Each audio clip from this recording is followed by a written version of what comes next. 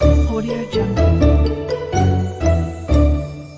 Hi hello నమస్తే and welcome to news 3 people.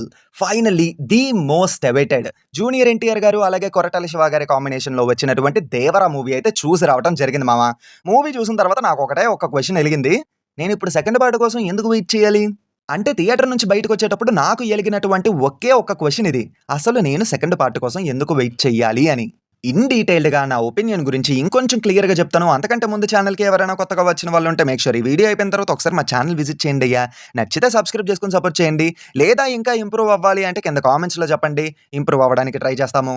Movie యొక్క main plot విషయానికొచ్చేస్తే, plot గురించి ఏం చెప్పను. ట్రైలర్ చూసి క్లీన్ మైండ్‌తో థియేటర్‌కెళ్ళిపోండి.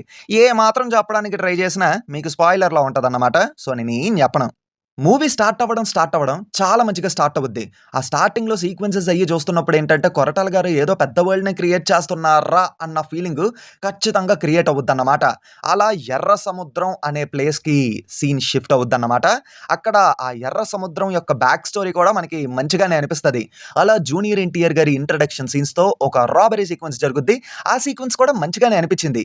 మూవీ ఫస్ట్ హాఫ్ గురించి సింపుల్‌గా చెప్పాలంటే అద్దిరిపోద్ది. నాకైతే ఫస్ట్ హాఫ్ బాగా నచ్చింది. అందులోని 2 సీక్వెన్సెస్ ఇంకా బాగా నచ్చాయి. ఒకటి ఆయుధ పూజ సీక్వెన్స్, 2 ఇంటర్వెల్ బ్లాక్ అన్నమాట. ఆయుధ పూజ డాన్స్ సీక్వెన్స్ దగ్గర నుంచి ఆ కుస్తీ ఫైట్ వరకు ఆ సీన్ మొత్తం అద్భుతంగా రాసుకున్నారు. ఆ యాక్షన్ కొరియోగ్రఫీ కూడా నాకు బాగా నచ్చింది. ఇంకా ఇంటర్వెల్ బ్లాక్ అయితే మాత్రం మాస్. మాస్ అంతే. ప్రీవియస్‌గా ఏటంటే 'ఆచార్య' మూవీలోని కొరటాల శివ గారి రైటింగ్‌లోని ఆ మ్యాజిక్ అనేది బాగా మిస్ అయ్యింది. కాకపోతే 'దేవర' ఫస్ట్ హాఫ్‌లోని ఆ మ్యాజిక్ చాలా బాగా వర్క్ అయ్యింది ఈసారి. కొరటాల గారి రైటింగు చాలా పవర్‌ఫుల్‌గా ఉంది ఫస్ట్ హాఫ్ విషయానికొచ్చేస్తే. ఫస్ట్ హాఫ్‌లోని మంచి సీన్స్ రాసుకొని, ఆ సీన్స్‌కి తగ్గట్టుగా చాలా మంచి డైలాగ్స్ అయితే రాసుకున్నారు. ఫస్ట్ హాఫ్ ఎండ్ అయ్యేసరికి నాకొక్కటే అనిపిచ్చింది. ఇచ్చేసార్రా కమ్‌బ్యాక్. కమ్‌బ్యాక్ ఇచ్చేసారు అంతే అని అనుకున్నాను.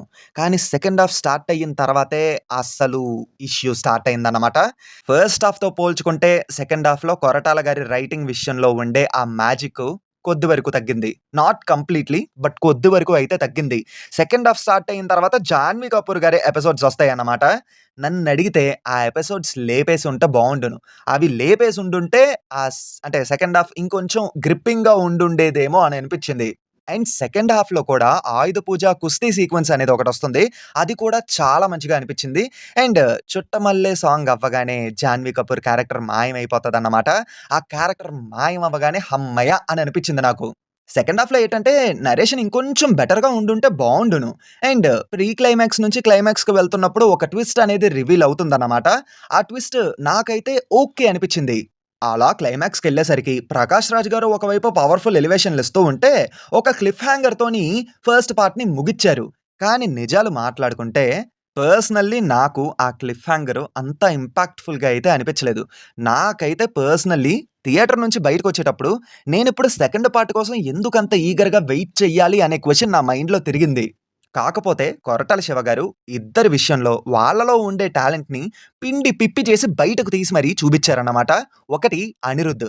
మామూలు సీన్‌లో కూడా సాలిడ్ బ్యాక్‌గ్రౌండ్ స్కోర్ ఇచ్చి ఎలివేట్ చేసి పడేశారు. మ్యూజిక్ నుంచి బ్యాక్‌గ్రౌండ్ స్కోర్ వరకు అనిరుద్ ఔట్‌స్టాండింగ్‌గా వర్క్ చేశారనే చెప్పాలి. ఈ సినిమాకి కంప్లీట్‌గా ప్రాణం పెట్టేసాడంటే నమ్మండి. ఇంకా జూనియర్ ఎన్టీఆర్ గారి పెర్ఫార్మన్స్ గురించి వంక పెట్టాల్సిన పని లేదు. 2 క్యారెక్టర్స్‌లో కూడా పెర్ఫార్మన్స్‌ని ఎర్రగా తీసి పడేశారు. ఇంకా ఆర్ట్ డైరెక్టర్ 'సాబు' గారు, సినిమాటోగ్రాఫర్ 'రత్నవేలు' గారు ఇద్దరు వాళ్ళ వర్క్‌కి 100% న్యాయం చేశారనే చెప్పాలి. కొన్ని విజువల్స్ బిగ్ స్క్రీన్ మీద చూస్తుంటే నాకైతే భలే కనిపించాయి. మిగతా యాక్టర్స్ పెర్ఫార్మన్స్ గురించి మాట్లాడుకుంటే, 'సైఫ్ అలీ ఖాన్' గారి క్యారెక్టర్ అండ్ క్యారెక్టరైజేషన్ నాకు కొంచెం బావుంది అని అనిపించింది. కానీ సెకండ్ హాఫ్‌లో క్లిఫ్ హ్యాంగర్‌కి, ఆయన క్యారెక్టర్‌కి కనెక్షన్ లేకపోవడం వల్ల చాలా ఇన్‌కంప్లీట్‌గా అనిపించింది ఆయన క్యారెక్టర్ అనేది. ఇంకా జాన్వీ కపూర్ గారు ఈ సినిమాకి హీరోయిన్ అని చెప్పుకోవడం కన్నా, ఈ సినిమాలో క్యామియో రోల్ ప్లే చేశారు అని చెప్పుకుంటే బావుంటదనుకుంటా. అంతసేపే ఉంటారన్నమాట ఆవిడ సినిమాలోని. పెర్ఫార్మన్సెస్ పరంగా మాట్లాడుకుంటే మాత్రం ప్రతి ఒక్కళ్ళు వాళ్ళ రోల్‌లో వాళ్ళు మంచిగానే న్యాయం చేశారని జెప్పాలి. 'ప్రకాష్ రాజ్' గారు ఏటంటే కంప్లీట్‌గా కథని నరేట్ చేస్తూ ఉంటారు. ఆయనకంత పెర్ఫార్మ్ చేసేంత స్కోప్ అయితే కనిపించలేదు ఈ సినిమాలోని. ఇంకా యాక్షన్ సీక్వెన్సెస్, ఎలివేషన్స్ చాలా బాగా వర్క్ అయ్యాయి. దానికి తోడు అక్కడ అనిరుద్ బ్యాక్‌గ్రౌండ్ స్కోర్ అయితే యాడెడ్ ప్లస్ పాయింట్ అవ్వడం వల్ల ఇంకా బాగా అనిపించాయి ఆ సీక్వెన్స్‌లు.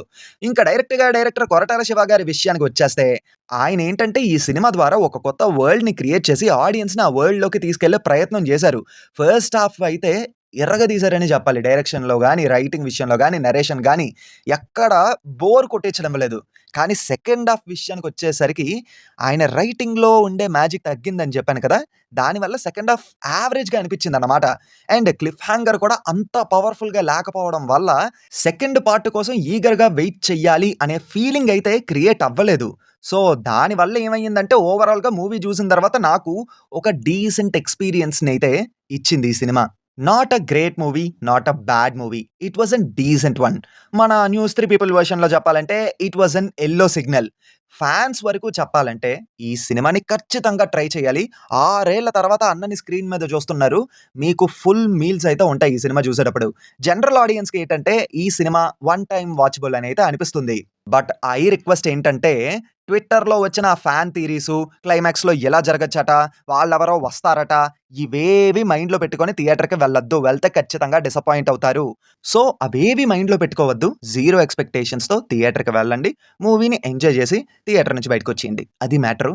ఒకవేళ ఆల్రెడీ ఈ మూవీ చూసిన వాళ్ళు ఉండుంటే మీ ఒపీనియన్‌ని కింద కామెంట్స్‌లో చెప్పండి.